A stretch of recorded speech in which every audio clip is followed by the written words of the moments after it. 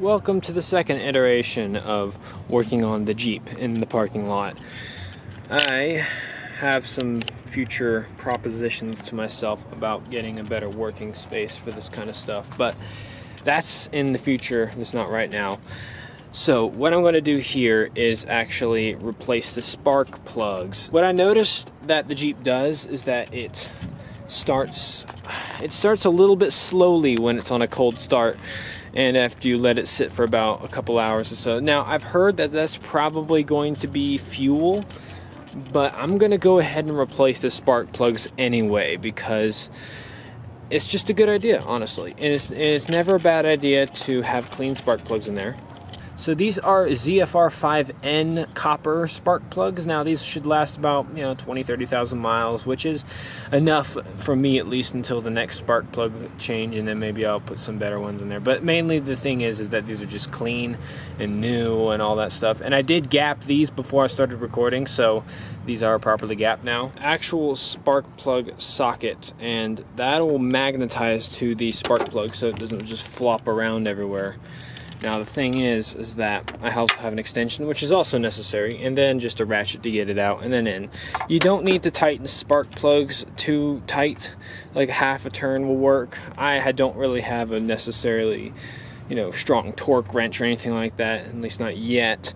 But, half a turn, 3/4 of a turn, those will usually work just fine for these kind of spark plugs. Also, boot protector, just because you don't want it to seize up in the plastic. Or in the rubber, actually. That right now is a distributor because this is a 99 model. I think this is the last year they did a distributor on these XJ Cherokees with the 4.0. So yeah, it's not terrible. It's not terrible for me, at least, because it makes the job a whole lot easier than having to remove all these pipes and stuff and having to get everything out like that. But yeah.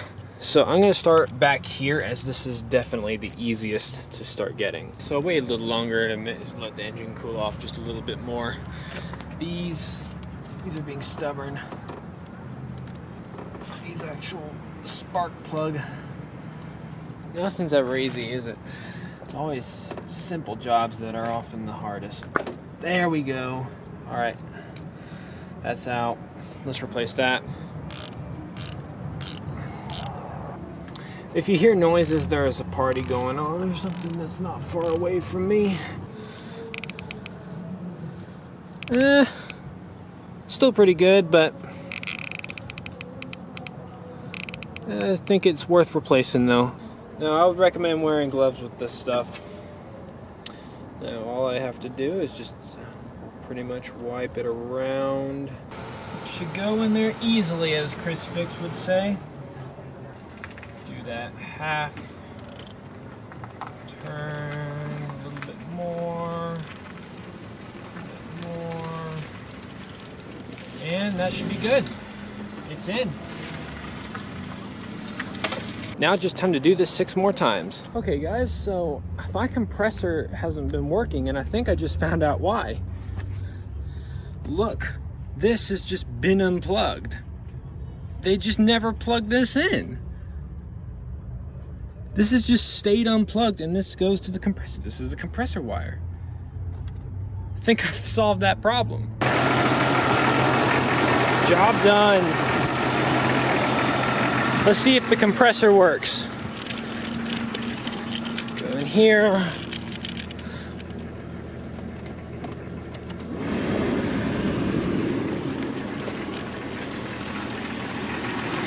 That compressor is spinning, my boy.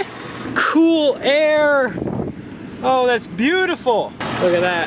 And now I can pre-fill it. There's a cable right there. That wasn't plugged in. This is brand new, and that wasn't plugged in. It's got plenty of Freon in it. Or in this case, refrigerant. It takes the R134A. And the spark plugs are nice and new now. That is a very nice. That's very nice.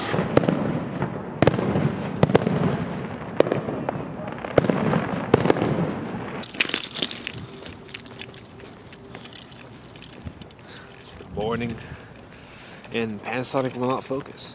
After spark plugs changed, let's see how well she cold starts. First, let me get my stuff in here though.